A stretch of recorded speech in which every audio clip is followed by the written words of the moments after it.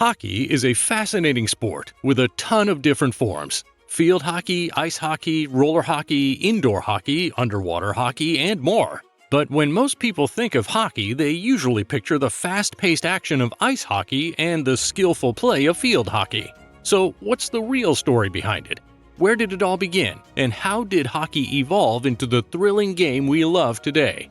Now, the exact origins of hockey are hard to pin down, and we may never know the full story. However, evidence suggests that people have been playing stick and ball games for over 4,000 years, dating back to some of the world's earliest civilizations. In ancient Egypt, carvings show teams using sticks and a projectile, while in Greece, a similar game, possibly called kretesin, was played as early as the 5th century BC. As time went on, these types of games spread and evolved across Europe. By the Middle Ages, 1000 to 1500 AD, games like hurling in Ireland and shinty in Scotland became popular. Though closer to modern field hockey, they evolved hitting a ball with sticks on rough terrain and laid the foundation for what would become hockey. Meanwhile, in Asia, similar games were developing. In China, a sport called Beiku, which shares its traits with modern field hockey, has been played for over 1,000 years. In India, the Punjab region saw a stick and ball game in the 17th century that bears resemblance to early forms of hockey. But the sport wasn't just limited to Europe or Asia. When Europeans crossed the Atlantic and began settling in the Americas,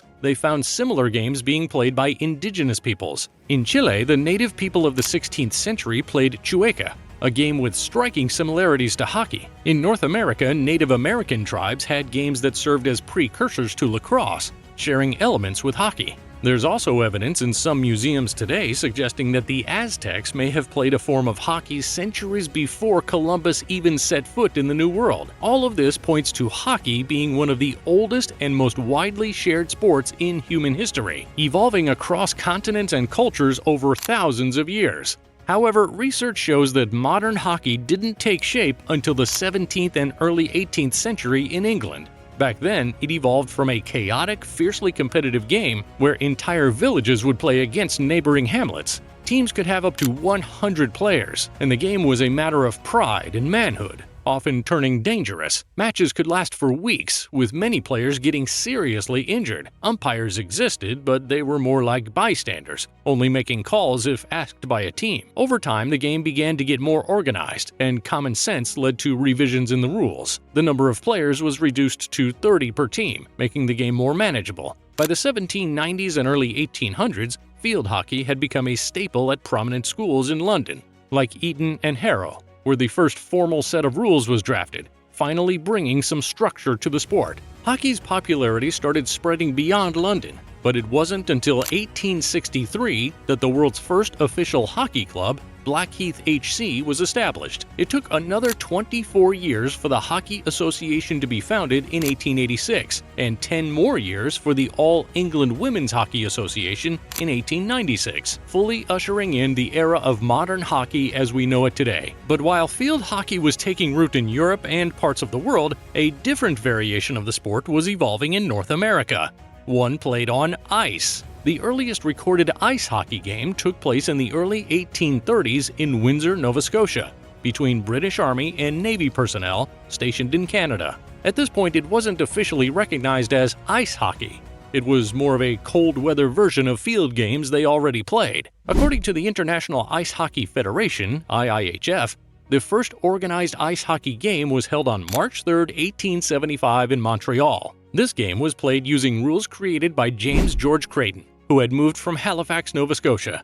Creighton brought with him hockey sticks and skates patented by a Nova Scotia company in 1866, featuring rounded blades secured to boots by metal clamps, a design that was groundbreaking at the time. In this game, 2 teams of 9 players competed, with Creighton's team winning 2-1 over Charles Edward Torrance's team. Following the game on March 3, 1875, ice hockey quickly gained traction in Montreal. A few years later, James Creighton's rules were revised at McGill University, which helped to further refine the game. One pivotal decision during this period was to allow ice hockey to be played indoors, breaking the long-standing tradition of playing only on frozen ponds. The first truly competitive ice hockey matches took place on January 26 and 27, 1883, during the inaugural Montreal Winter Carnival Hockey Tournament. Three teams, McGill University, the Montreal Victorias, and the Quebec Hockey Club, competed in a round-robin format, with McGill emerging as the champion. This tournament marked a significant milestone in the sport's development and was followed by 4 more Carnival tournaments over the next 6 years, further solidifying ice hockey's popularity. By 1885, the establishment of the Amateur Hockey Association (AHA) of Canada in Montreal marked the formation of the first national hockey organization. A few years later, in 1893, Lord Stanley of Preston, the Governor-General of Canada, donated a trophy to be awarded to the champion hockey team in the country. Initially known as the Dominion Hockey Challenge Cup, this prestigious trophy was first awarded to the Montreal Hockey Club. Over time, it would come to be recognized as the Stanley Cup, the ultimate prize in professional hockey.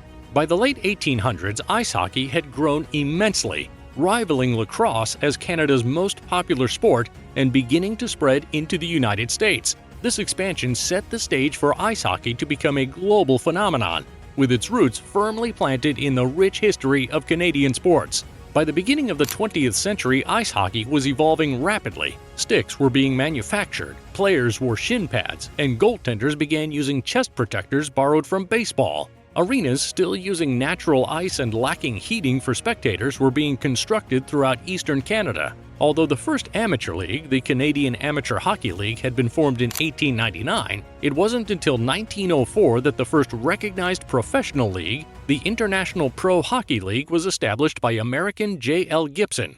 By 1908, Canada officially accepted professional hockey with the formation of the Ontario Professional Hockey League. As field hockey was growing, so was ice hockey, and Canada had firmly established itself as the center of the ice hockey world. Canadian rules were gradually adopted overseas, while ice hockey began to spread to England and other European countries. By 1909, the National Hockey Association (NHA) was established, and by 1910, the NHA had become the top hockey league in North America, significantly boosting the sport's popularity. However, there was one major challenge they had: there weren't enough artificial ice rinks. However, this changed in 1911 when the Pacific Coast Hockey Association (PCHA) was formed, building 2 new artificial ice arenas and sparking a boom in rink construction. The PCHA and NHA quickly became rivals, competing fiercely over money and players. While the NHA eventually emerged as the dominant league, the PCHA introduced several game-changing innovations. For instance, the NHA made the shift from 7 players to 6 on each team, mainly as a cost-saving measure. In contrast, the PCHA allowed goalies to dive and leap to make saves, a significant departure from the NHA's requirement for stationary goalies. The PCHA also revamped the offside rule by dividing the rink into 3 zones with blue lines, and permitting forward passing in the center zone, making the game faster and more exciting. Additionally, they introduced the concept of assists, giving credit to players who set up goals, and became the first league to feature numbered jerseys. By 1917, the National Hockey Association (NHA) was dealing with some serious internal issues, which led to its shutdown and the birth of the National Hockey League (NHL). This new league quickly rose to become the biggest hockey league in the world. In 1924, the NHL made its first move into the U.S. by adding the Boston Bruins. They followed up with the New York Americans and Pittsburgh Pirates in 1925, and then in 1926 they welcomed the New York Rangers, Chicago Blackhawks, and Detroit Cougars, later known as the Red Wings. To fill the rosters of these new teams, the NHL bought out the Pacific Coast Hockey Association for $250,000, bringing in big names like Eddie Shore, a tough defenseman who really helped shape the future of the sport. But as professional ice hockey leagues were expanding, international ice hockey was gaining traction too. The International Ice Hockey Federation was established in Europe back in 1908, starting with 5 original members: Great Britain, Bohemia, Switzerland, France, and Belgium. Before long, the Federation opened its doors to teams from all over the world. By 1920, the first Ice Hockey World Championship took place during the Olympics in Antwerp, Belgium. The Winnipeg Falcons, representing Canada, dominated the tournament, outscoring their opponents 29-1 over 3 games. Canada didn't stop there. They also won at the first Olympic Winter Games in 1924 and maintained their grip on international hockey until the Soviet team emerged in the early 1960s. The Soviets became the powerhouse in international hockey until the 1990s when the Soviet Union dissolved. Meanwhile, in the professional realm, 1967 was a game-changing year for the NHL. That year, the league underwent one of the biggest expansions in sports history, doubling in size from 6 to 12 teams. They added 6 new franchises, including teams from Los Angeles, San Francisco, Oakland, St. Louis, Pittsburgh, Philadelphia, and Minneapolis-St. Paul. The aggressive expansion of the NHL in 1967 was primarily a defensive strategy aimed at securing television contracts and fending off competition from the Western Hockey League, WHL. This pivotal move allowed the NHL to establish itself as a coast-to-coast league in North America, truly making it a continental sport for the first time. However, just a few years later in 1972, the landscape shifted with the emergence of the World Hockey Association, WHA. This new 12-team league quickly gained attention by enticing big-name NHL players like Bobby Hull, with significantly higher salaries. Hull's signing opened the floodgates, leading to many other players to follow suit and plunging the NHL into a fierce battle for talent. This rivalry not only escalated player salaries, but also strained the finances of both leagues. By 1979, with the NHL growing to 17 teams, a major decision was made to merge with the WHA, absorbing 4 of its franchises: the Hartford Whalers, Quebec Nordiques, Winnipeg Jets, and the Edmonton Oilers, which introduced the legendary Wayne Gretzky to the NHL. This merger solidified the NHL's dominance in professional hockey, increased player salaries, and positively impacted the sport across Canada and the US. With the NHL firmly at the top, the league experienced a surge in popularity during the 1980s, largely thanks to Gretzky's extraordinary performance with the Edmonton Oilers. Under his leadership, the Oilers secured 5 Stanley Cup championships in that decade. However, financial troubles eventually led to the shocking trade of Gretzky to the Los Angeles Kings. This trade not only changed the trajectory of the Oilers, but also played a crucial role in popularizing hockey in non-traditional markets, particularly on the US West Coast.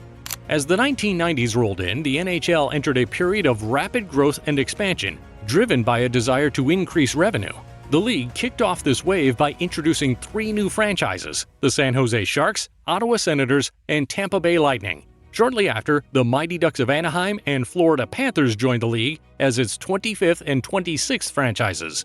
The NHL didn't stop there. It continued its southern expansion into the United States, adding teams in Texas, Tennessee, and Arizona. This strategic move transformed the league into a truly international entity, establishing a strong presence in both Canada and the US. As the 21st century rolled in, the NHL didn't just sit back, it ramped up its aggressive expansion. The league welcomed the Columbus Blue Jackets and brought back a team in Minnesota with the Wild, bringing its total to 30 teams. This decade also marked the rise of hockey legends Alexander Ovechkin and Sidney Crosby, whose careers ignited 2 of the most thrilling and iconic eras in modern hockey. Ovechkin became known for his explosive goal-scoring abilities, while Crosby showcased his all-around brilliance and leadership. Their rivalry not only defined the NHL, but also brought a fresh wave of attention and excitement to the sport, solidifying their legacies as some of the greatest players of all time.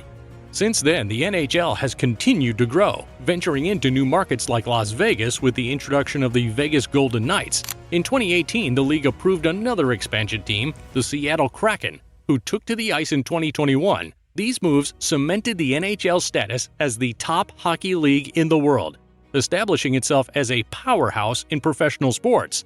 While hockey has various forms, none compare to the NHL's level of competition.